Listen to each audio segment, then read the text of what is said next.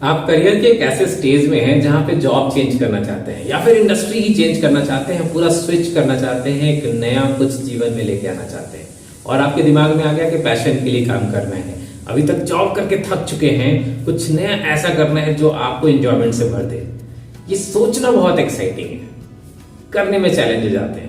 अब चाहे वो आप जॉब सेम इंडस्ट्री में चेंज कर रहे हो या फिर पूरी की पूरी इंडस्ट्री चेंज कर रहे हो, इससे कोई फर्क नहीं पड़ता। फर्क इससे पड़ता है कि ये सारे प्लानिंग स्टेज जो 8 स्टेप हमने बात करी उसको आप प्रॉपर्ली फॉलो कर रहे हैं कि नहीं कर रहे हैं। आने वाले जॉब की प्रोफाइल के लिए सैलरी का रिसर्च कीजिए। दोस्तों, हर कोई चाहता है कि वो अपने मन की करे, अपने मन के हिसाब से जॉब करे। एक स्टेज ऐसा आ जाता है कि जॉब पे जाने का दिल नहीं करता और रिजाइन भी नहीं कर सकते। इसी स्टेज से बाहर निकलने के लिए, इसी परिवेश से बाहर निकलने के लिए और जीवन में कुछ नया और बड़ा अचीव करने के लिए हमें कुछ छोटे छोटे कदम उठाने होते हैं। उस पर आज चर्चा करने वाले हैं। अगर आपकी एज 20 से 30 साल की है, 40 साल की है और आप जॉब में स्टक हैं, फंस गए हैं, कुछ नया करना चाहते हैं, तो आज की वीडियो को एंड तक देखिए।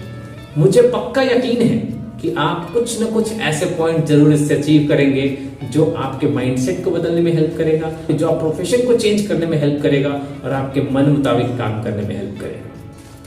इससे पहले कि आप अपनी जॉब चेंज करें, अपना प्रोफेशन चेंज करें, सबसे पहली जरूरत है जो आपको एसेस करनी पड़ेगी अपनी करंट फाइनेंशियल स्टेटस, जिसमें आपका इनकम स्टेटमेंट, आपका एक्सपेंसेस और आपका डेट चार्ट, ये 3 चीजें इवैल्यूएट करनी जरूरी है।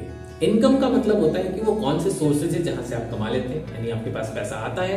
वो सोर्स ऑफ इनकम कुछ भी हो सकता है, आपके जॉब से आता है, आपके साइड हसल से आता है, आपके पास रेंट का कोई प्रॉपर्टी है वहां से रेंट के रूप में आता है, जैसे भी आता है, खेती बाड़ी होती है जिससे भी आपके पास सामान आता है, पैसे आते हैं। उसके बाद है एक्सपेंसेस। एक्सपेंसेस वो हर प्रकार का एक्सपेंस जो आपके अकाउंट से पैसा बाहर लेके जाता है, चाहे वो आप बिजली का बिल भर रहे हो, घर का खाना राशन ला रहे हो, आप किसी और की उधारी रखी है उसको चुका रहे हैं, आपके पास कोई डेट है वो चुका रहे हैं, इंश्योरेंस ले रखा है उसके लिए पैसे देने पड़ रहे हैं, कोई भी खर्च जिससे आपके अकाउंट से पैसा बाहर जा रहा है वो आपके एक्सपेंसेस है। एंड डेट इवैल्यूएशन का मतलब है आपने अगर कोई कर्ज ले रखा है, पहली बात ये, ले रखा है क्या, नहीं ले रखा है, इससे बढ़िया खुशी की कोई बात ही नहीं है। और अगर ले रखा है तो कौन कौन से कर्ज हैं सबको लिखना जरूरी है, सबका रेट ऑफ इंटरेस्ट लिखना जरूरी है, सबका EMI लिखना जरूरी है और फिर इवैल्यूएट कीजिए कि आपके पैसे कहाँ और कितना जा रहे हैं, किस किस मद में। ये वैल्यूएशन कर लेंगे ना, तब आपके लिए डिसीजन लेना बहुत आसान हो जाएगा कि दरअसल में फ्यूचर में आपको कितने खर्चे आने वाले हैं। क्योंकि इनकम वर्सेस एक्सपेंस से तो पता चलेगा ना कि कितना आपके पास बचता है, या फिर एटलीस्ट एक्सपेंस से पता चलेगा कि फाइनली आप टोटल खर्च कितना करते हैं। इवैल्यूएट कर लिया आपने, तो चलिए आगे बढ़ते हैं।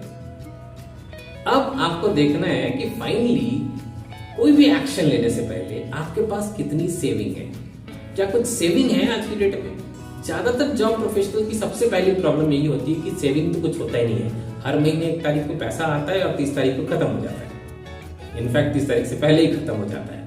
तो इस प्रॉब्लम के बीच में अगर आपने कुछ सेविंग कर रखी है तो आपसे ज्यादा बुद्धिमान तो कोई हो ही नहीं सकता। ये सेविंग कितनी है आपके पास, क्या आपके मासिक खर्च का कम से कम 3 से 6 महीने के बराबर है, तो आप ठीक ठाक स्टेज में हैं। और अगर ये पैसा आपके पास 1 साल से 1.5 साल या 2 साल तक के मद के बराबर है, उतने खर्चे आप संभाल सकते हैं खुद से, तो आप बेस्ट सिचुएशन में हैं जॉब चेंज करने के या फिर प्रोफेशन चेंज करने।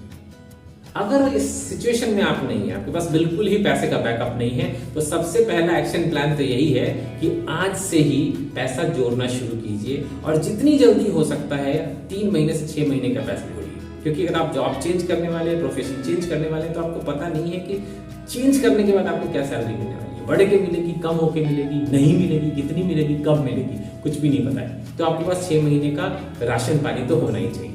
कुछ भी नया प्लान करने से पहले जो जॉब में आप स्विच करना चाहते हैं उसके लिए रियलिस्टिक गोल बनाइए। रियलिस्टिक गोल का मतलब होता है कि आप जो गोल तय कर रहे हैं, जैसा कि हमने पिछले पॉइंट में बात किया कि हमें पता ही नहीं कि कितना पैसा आने वाला है, तो आप उसके हिसाब से एक रियलिस्टिक मिनिमम वैल्यू पे अपना गोल शीट बनाइए कि कितना ही पैसा आएगा, कम पैसा आएगा, उसके हिसाब से आपके कितने खर्चे होंगे, कब मिलेगी ये जॉब, एक रियलिस्टिक टाइम पीरियड भी डालेंगे। क्योंकि डिपेंड करता है आपके पास स्किल्स कितनी है, नॉलेज कितना है, कितना आपके पास नेटवर्किंग, आगे हम डिस्कस करेंगे वीडियो में, लेकिन इन सब चीजों पे डिपेंड करेगा। जब आप गोल सेट कर लेते हैं तो दूसरा इंपॉर्टेंट पॉइंट है कि आने वाले जॉब की प्रोफाइल के लिए सैलरी का रिसर्च कीजिए। आप लिंक्डइन प्रोफाइल्स में जाके चेक कर सकते हैं, आप ग्लासडोर पे चेक कर सकते हैं, बहुत सारे ऐसे वेबसाइट्स हैं जो सैलरी कंपैरिजन आपको बता देते हैं इंडस्ट्री में क्या है। एंड द बेस्ट तरीका ये है कि जिस इंडस्ट्री में आप जाना चाहते हैं उस इंडस्ट्री के लोगों से कनेक्ट कीजिए, जिन लोगों को आप ऑलरेडी जानते हैं उनसे जानने की कोशिश कीजिए कि एवरेज सैलरी उस पर्टिकुलर डेजिग्नेशन रोल रिस्पॉन्सिबिलिटी की क्या होती है, क्योंकि रिसर्च करेंगे तभी आपको कॉन्फिडेंस रहेगा कि ये एवरेज सैलरी तो आपको मिल जाएगी। कभी भी आप हाईएस्ट पेड सैलरी को मत काउंट में लीजिए, एवरेज को काउंट में लीजिए। इनिशियली जब आप नए नए क्षेत्र में जाएंगे तो आपको हो सकता है मिनिमम पैसा ही मिले। नेक्स्ट इंपॉर्टेंट है कि अपने जो एक्सपेंसेस है ना उसको बहुत क्लोजली मॉनिटर कीजिए। ध्यान रखिए कुछ अननेसेसरी एक्सपेंसेस तो नहीं हो रहे। अपनी लाइफस्टाइल को थोड़ा एडजस्ट कर लीजिए, थोड़ा ऊंचा नीचा चलेगा, क्योंकि आप अपने ड्रीम जॉब के पास जाने वाले हैं, फ्यूचर में कुछ बड़ा ही अचीव करने वाले हैं, तो थोड़ा लाइफस्टाइल को एडजस्ट करने में कोई प्रॉब्लम नहीं। एंड द लास्ट, एक टेम्पररी बजट बनाइए। ये जो बजट होगा इस पीरियड के लिए 2-4-6 महीने के लिए जब आप चेंज करेंगे, ट्रांजिशनिंग फेज में होंगे, उसके लिए एक टेम्पररी बजट बनाइए। ये परमानेंट बजट नहीं होगा। फ्यूचर में आपको आप ज्यादा कमाएंगे तो ज्यादा बड़ा बजट बना पाएंगे। अभी फिलहाल एक टेम्पररी बजट बनाइए इस पर्टिकुलर पीरियड के लिए। किस प्रकार से कट करके आपको चलाना है, किस तरह से एडजस्ट करके आपको चलाना है, किस तरह से आपको मिनिमम वैल्यू पे जीने की आदत सीखनी है। अब नेक्स्ट स्टेप में आगे चलते हैं, पॉइंट नंबर 4 में। आप जिस क्षेत्र में जाना चाहते हैं उस चीज के लिए आपको स्किल एंड नॉलेज की जरूरत पड़ेगी। स्किल नॉलेज के लिए बहुत बेसिक फॉर्मूला है, read, listen and study. Read the books, जितनी किताबें हो सकती है उससे रिलेटेड उसको पढ़ने की कोशिश करिए। नहीं पढ़ सकते हैं ऑडियो बुक्स को सुनिए। The second stage is listen. Listen का मतलब है आप सेमिनार्स अटेंड कीजिए, वर्कशॉप अटेंड कीजिए, जहां पे इस क्षेत्र के लोग ऑलरेडी आके बता रहे हैं, सिखा रहे हैं कि कैसे आप अपने स्किल्स को डेवलप कर सकते हैं। And the third thing, study. पढ़िए, सीखिए। आपको पावर बीआई सीखना है, आपको ऑटोमेशन सीखना है, आपको एआई सीखना है। All depends on your industry. आप राइटिंग के क्षेत्र में जाना चाहते हैं तो राइटिंग कैसे करते हैं वो सीखें। आप क्या करना चाहते हैं उसके ऊपर आपको डिटेल्ड स्टडी करनी पड़ेगी। जितनी ज्यादा स्किल होगी आपकी प्रोबेबिलिटी उतनी ज्यादा सिलेक्ट होने की होगी। 5वां पॉइंट, पार्ट टाइम जॉब कर लीजिए, कुछ फ्रीलांस कर लीजिए। आपकी जो करंट स्किल है, जितना आपको आता है उसके बेस पे कुछ फ्रीलांसिंग कर लीजिए। किसी को कोचिंग देना शुरू कर दीजिए। अब शुरू में इससे उतने पैसे नहीं आएंगे, हो सकता है शुरू में आपको थोड़ा फ्री में भी काम करना पड़े या कम वैल्यू पे काम करना पड़े, कोई प्रॉब्लम नहीं है। ये पैसा तो आप इसलिए कमा रहे हैं क्योंकि इस पर्टिकुलर फेज को आप निकालना चाहते हैं। 6 नंबर पॉइंट बहुत इंपॉर्टेंट है, अपने सारे फाइनेंस की वीडियो में बताता हूँ। एक हेल्थ इंश्योरेंस, एक टर्म इंश्योरेंस और एक एक्सीडेंटल इंश्योरेंस लेके रखिए। एक बार इनिशियली पे कर दीजिए, कम से कम 1 साल के लिए। 1 साल के लिए निश्चिंत हो जाएंगे आप। पॉइंट नंबर 7, अब बात शुरू होती है नेटवर्किंग की। अब आपको नेटवर्क बनाना है। नेटवर्क खाली लिंक्डइन पे कनेक्ट बनाने से नहीं होता है। नेटवर्क का मतलब है जिन लोगों से आप संपर्क में हैं उससे कितना कनेक्टेड हैं। अगर लिंक्डइन पे कनेक्टेड हैं तो लिंक्डइन पे जाके उनके पोस्ट में कमेंट कीजिए, उनसे बात कीजिए, अलग से इनबॉक्स में SMS करके हाय कीजिए, उनसे कनेक्ट करने की कोशिश कीजिए। दूसरे सोशल मीडिया यूज कर सकते हैं आप, फेसबुक पे कनेक्ट कीजिए, इंस्टाग्राम पे यूज कीजिए। न्यू जनरेशन हर प्लेटफॉर्म पे अवेलेबल है, हर प्लेटफॉर्म पे कनेक्टिविटी हो सकती है, उनसे इंटरेक्ट कीजिए। क्योंकि नेटवर्किंग इतना इंपॉर्टेंट है कि कई बार क्या होता है कि आप छोटा सा व्हाट्सएप पे हाय लिखा हुआ मैसेज सामने वाले को याद दिला देता है कि आप भी इस फील्ड में हो और कुछ अपॉर्चुनिटी आती है तो आपको हाय के बदले रिस्पॉन्स आ सकता है कि एक अपॉर्चुनिटी है, तुम काम करना चाहोगे क्या।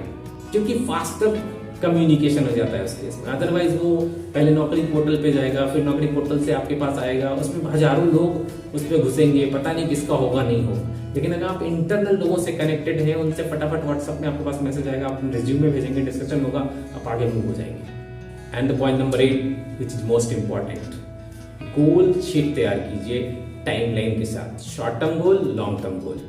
कौन सी स्किल कितने दिनों में आपको अचीव करनी है और कौन सी जॉब कितने दिनों में अचीव करनी है, इसके लिए प्लान्ड तरीके से इस पे काम कीजिए। माइलस्टोन लगाना जरूरी है। माइलस्टोन का मतलब है कि अगर आप एक पर्टिकुलर स्टेज पे पहुंचना चाहते हैं तो ऑफ कोर्स उसमें वेरियस स्पॉट्स होंगे जहां पे आप होते हुए जाएंगे, तो उसके माइलस्टोन लगाएं कि 1 महीने के अंदर आप क्या अचीव करेंगे, 2 महीने के अंदर क्या अचीव करेंगे, 3 महीने के अंदर क्या अचीव करेंगे। इस प्रकार से फाइनली आप अपने ड्रीम जॉब तक किस प्रकार से पहुंचेंगे। अब चाहे वो आप जॉब सेम इंडस्ट्री में चेंज कर रहे हो या फिर पूरी की पूरी इंडस्ट्री चेंज कर रहे हो, इससे कोई फर्क नहीं पड़ता। फर्क इससे पड़ता है कि ये सारे प्लानिंग स्टेज जो 8 स्टेप हमने बात करी उसको आप प्रॉपर्ली फॉलो कर रहे हैं कि नहीं कर रहे हैं। आप बताइए कि आपको इसमें से कौन सा पॉइंट सबसे बेहतर लगा। कमेंट कीजिए कि अगर आप अपने लाइफ को बेहतर करना चाहते हैं तो ये आज से फॉलो करना शुरू करेंगे। मुझे बताने की जरूरत नहीं, अपने आप से कमेंट कीजिए। कमेंट में लिखिए क्या अच्छा लगा। मिलता हूं ऐसी बेहतरीन वीडियो में एक बार फिर से, तब तक के लिए आपको नमस्कार।